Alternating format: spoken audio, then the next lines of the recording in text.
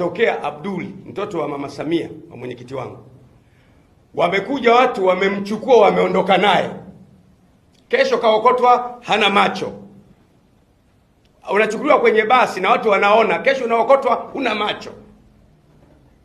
Sasa how would you feel? Utajisikiaje ikatokea mtoto wa Askofu Gwajima, mtoto wa Askofu Gwajima Jordan amechukuliwa, ameondoka naye, kesho anaokotwa hana macho. Mtoto wa Majaliwa, Kassim Majaliwa, waziri mkuu, anachukuliwa, kesho anaokotwa hana macho. Anafuatwa ndani ya nyumba. Kwa mfano ni kama ilivyokuwa kwa Mdude, amefuatwa ndani ya nyumba, watu wanavunja nyumba. Mke wake anaona, mume wake anavuliwa, anapigwa si nyundo au nini. Halafu baada ya siku unaona michirizi ya damu, ameondoka hivyo.